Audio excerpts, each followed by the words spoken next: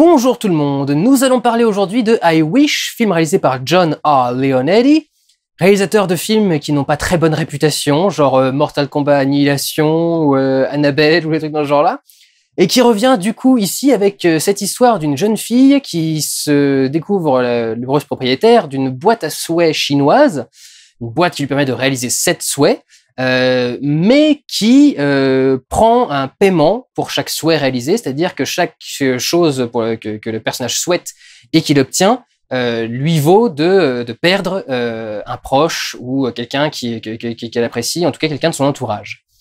Le film se fait clasher en ce moment. Je viens de m'en rendre compte parce que j'étais en train de me préparer pour faire la vidéo et je viens de voir qu'il a des reviews absolument pourries, absolument partout aux États-Unis.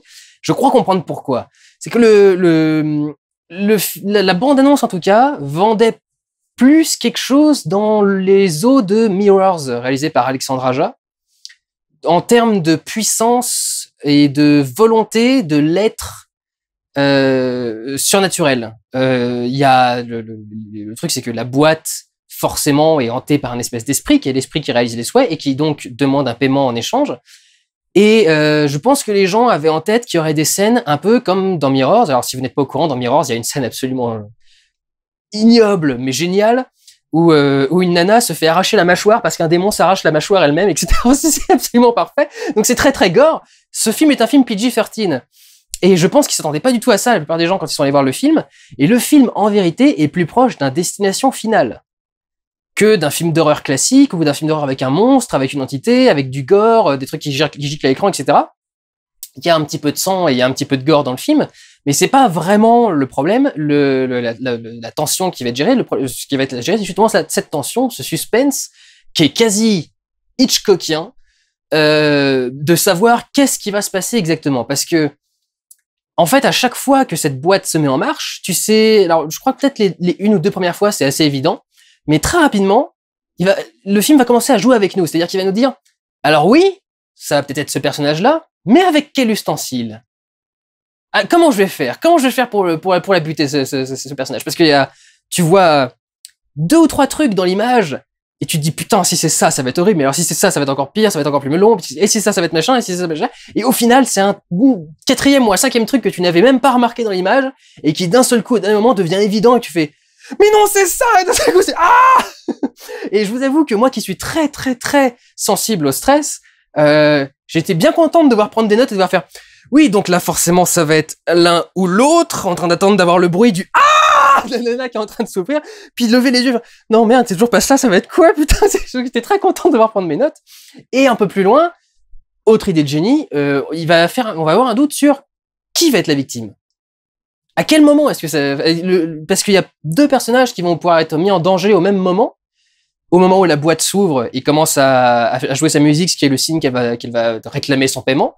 Et du coup, on sait pas, mais alors ça va être ce personnage-là, ou ce machin, ça a l'air assez évident pour tel truc et tel machin. Et le film arrive généralement bien à surprendre à ce niveau-là et est plutôt intéressant. Et je pense malheureusement que le tout premier truc pour lequel elle fait un vœu, c'est elle voudrait qu'une nana qui l'a fait chier à l'école se mette à pourrir. Et je pense que dans cette idée de pourrissement, les gens se sont dit, on va avoir une scène où la nana est dans son lit et pourrit littéralement sous nos yeux, quoi, qu'elle se réveille en hurlant, qu'elle fait puis à un moment, il y a que des renvois et des machins, et puis elle se met à se liquéfier ou à pourrir ou à partir en lambeaux, un machin. Je pense qu'il y a des gens qui attendaient ce truc-là, quoi, avec l'idée, avec cette idée-là. Et en fait, non, c'est quelque chose de beaucoup plus terre à terre et concret. Quelque part, j'aime bien. Parce que souvent, avec ces histoires d'entités qui permettent d'accorder des souhaits, le problème est la façon de souhaiter les choses. C'est-à-dire qu'en fait, le génie, entre guillemets, va faire exprès de pas comprendre le souhait, ou va le comprendre à l'envers, ou va dire... alors, je me souviens, par exemple, d'un épisode de X-Files. C'est pas un film d'horreur, donc comme ça, c'est peu importe. Où le personnage de Mulder découvre un génie qui est entouré, qui est enroulé dans un tapis. Vous devez voir X-Files, c'est tellement génial. Et si vous kiffez Supernatural, X-Files, c'est ce qui a inspiré Supernatural. Donc allez regarder l'original et vous verrez à quel point c'était cool. Il lui demande, je voudrais la paix dans le monde. Et donc le génie lui fait très bien. Et là il se dit, tout est très silencieux d'un seul coup, il regarde à la fenêtre, et en fait, le génie a supprimé tous les gens qui vivent dans le monde, parce que, bah, comme ça, il y a la paix dans le monde. Et, et donc, généralement, c'est là-dessus que ça se fait, ce genre de choses. Ou alors, l'esprit, c'est un film que j'ai pas vu, ça s'appelait Wishcraft, je crois. Et c'était un personnage qui faisait un souhait, et donc un démon l'exauçait, mais du coup, le démon se mettait à tuer des gens, et le personnage devait le sauver. Alors, c'était assez particulier. Là, c'est intéressant vraiment comme exploitation du thème parce que le personnage devient véritablement le monstre et le méchant en fait. C'est-à-dire que au bout d'un moment, on va finir par lui expliquer ce qui se passe véritablement. Et c'est sa réaction par rapport à ce truc-là qui en fait un truc particulier. Et c'est le fait que tout ce qu'elle fait, on sait que ça amène quelque chose de mal. Donc le personnage principal qu'on apprécie et qu'on doit aider parce qu'il lui arrive des choses intéressantes, et je trouve qu'à ce niveau-là le film a plutôt bien géré les troubles intérieurs du personnage, et l'actrice c'est comment s'appelle, Joey King, qui jouait avec Roland Emmerich dans plusieurs films. Elle est vraiment bluffante, elle est vraiment géniale cette gamine, et elle aide beaucoup à faire à permettre l'empathie et l'identification avec le personnage. Et du coup, malgré donc tout ce qu'on sait qu'elle a vécu de mal et tout ce qui justifie un peu ce qui lui arrive, ça reste quelque part un peu le méchant du film, et la morale est très très bien gérée, je trouve. Et c'est rare d'avoir un film qui ose faire ça et qui ose avoir ce genre de morale et qui ose traiter les choses de cette façon-là, ne pas finir par faire de son personnage un vrai héros. Je trouve qu'il y a quelque chose d'assez intéressant à ce niveau-là, et de pas non plus en faire juste de la chair à pâté pour être dévoré. À ce propos, ce film vient de me causer un coup de vieux absolument monstrueux. Parce que le père de la gamine est joué par Ryan Phillippe. Et Ryan Phillippe, dans les années 90, c'était le petit ado super mignon qu'on regardait pour fantasmer un petit peu. Et maintenant, il est en âge de jouer des pères de famille, et tu te sens tellement vieux quand tu vois ça. Parce que j'avais quasi son âge à Ryan Phillippe, donc non, j'ai pas quasi son âge, mais enfin voilà, je vois tous ceux qui étaient jeunes quand j'étais jeune devenir vraiment vieux en âge de jouer les pères de famille, donc je me dis ah oui, c'est que je commence moi aussi à approcher de la vieillesse quand même. Donc voilà, et c'est rigolo parce que ce mec est connu justement, il a été très connu dans les années 90 pour avoir joué dans Souviens-toi l'été dernier 2, Souviens-toi l'été dernier tout court d'ailleurs je crois. Et donc dans un slasher assez basique dans lequel on s'intéressait effectivement pas trop à ce que les personnages soient attachants, et on voulait qu'ils meurent pendant tout le long du truc. Là, je trouve qu'il y a vraiment, et c'est pour ça alors du coup que j'ai du mal à comprendre l'énervement qu'il y a envers le film. J'ai du mal à comprendre je trouve le film assez audacieux, assez original, assez bien fait, esthétiquement assez bien fait aussi. Enfin, je veux dire, visuellement, il est assez joli, assez bien fait. Il y a une belle recherche visuelle, il y a des beaux décors, il y a des belles créations, il y a des beaux angles de vue, il y a des beaux plans, des belles recherches de décors, etc. Donc, vraiment, je trouve que le film est plutôt bien fait. Alors, reste que peut-être certains comportements de certains personnages pourront paraître un peu étranges. Je peux l'admettre. Notamment, alors je parlais du père, je parlais Anne Philippe. Son boulot, c'est de faire les poubelles pour essayer de trouver des objets et les revendre ensuite. Donc évidemment, c'est pas non plus le truc génial, quoi. T'as un père qui fait les bennes ordures pour essayer de trouver des trucs à bouffer, c'est pas à bouffer, mais à vendre pour bouffer, c'est quand même pas le truc le plus cool du monde. Et il y a une scène, du coup, où, alors c'est la scène obligatoire, où il faut que l'ado ait honte de son père. Et donc, du coup, ils font en sorte que le père vienne faire les poubelles juste à côté du lycée. Et du coup, la fille va le voir, elle lui fait « Oh papa, t'exagères, je t'avais dit de pas faire ça au lycée. » Et le père lui répond « Mais on n'est pas au lycée. Parce que c'est pas les poubelles du lycée, c'est des poubelles juste à côté. » Mais genre, juste à côté, en traversant la rue. C'est-à-dire que la poubelle est au bord du trottoir, il y a le trottoir, la rue, le parking du lycée. Et le père fait genre « Oh mais quoi, je vois pas le problème, qu'est-ce qu'il y a ma chérie ?» T'as envie de faire, mais au bout d'un moment, faut arrêter, quoi. C'est très souvent en plus dans les films d'horreur, mais on veut que les parents soient toujours le symbole du truc, du con qui écoute pas ses enfants, etc. Parce que ça parle beaucoup aux adolescents qui sont le premier public des films d'horreur depuis que les films d'horreur existent. Mais là, franchement, faut arrêter, quoi. Le père de famille qui se rend pas compte du problème à faire les poubelles juste devant le lycée de ta fille, enfin, évidemment, quoi. Limite, si tu vas le faire, fais-le pendant les heures de cours, fais-les pas en plein début de journée quand tout le monde est en train de revenir en cours. Enfin, alors c'est peut-être ce genre de petit délire qui a peut-être énervé certaines personnes. Effectivement, quand à partir du premier vœu, tu te rends compte que la boîte a vraiment réalisé quelque chose et que tu te dis que ça peut fonctionner, t'essayes de décoder les caractères chinois qui sont marqués dessus avant de faire un autre vœu. Alors déjà, je pense que t'essaies de les décoder avant de faire le premier vœu, mais quand on a fait un, que t'as vu qu'il s'est réalisé, après tu dis, faudrait peut-être que je lise les mots qui sont marqués dessus, ça pourrait être important. Alors il s'amuse avec des trucs, les caractères sont en chinois ancien et non pas en chinois moderne, donc du coup, c'est pas aussi facilement compréhensible, les trucs de traduction automatique marchent pas, etc. Donc, ouais, peut-être, mais effectivement, au bout d'un moment, la gamine est quand même un petit peu idiote. Et pas très finaude à ce niveau-là. Pour le reste du truc, c'est vraiment plutôt très bien géré, mais c'est vrai qu'il y a quelques petits passages où tu te dis un petit peu bon. Et oui, alors je dois l'admettre, il y a une scène, un moment dans le film qui peut potentiellement vous faire complètement virer votre rapport au film, et elle est dans le pur comique.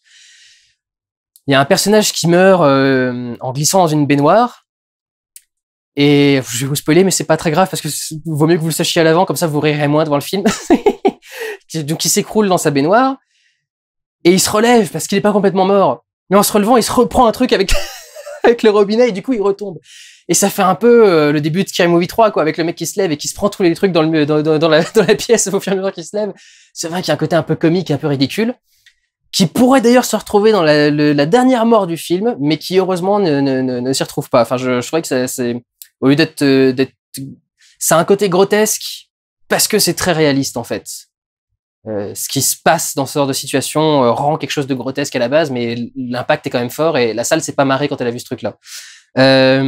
Donc voilà, je comprends qu'il puisse y avoir quelques petits passages qui peuvent paraître un petit peu compliqués. Et oui, le fait qu'elle fasse 5-6 vœux avant de se poser la question de savoir tiens, qu'est-ce qui se passe? Il y a 5-6 personnes qui sont mortes alors que j'ai fait 5-6 vœux.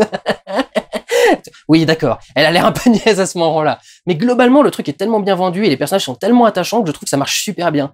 Il y a ses meilleurs potes, là. En particulier, alors, il y en a une qui est la meilleure pote, rousse, avec un physique un petit peu ingrat, mais alors, je dis un petit peu, quoi. C'est vraiment, elle a un petit peu de joues, c'est tout. Et elle a une pote qui a, mais certaines des meilleures répliques du film. C'est-à-dire que donc le premier vœu, c'est que elle souhaite que une nana qui s'appelle Darcy, je crois, se mette à pourrir.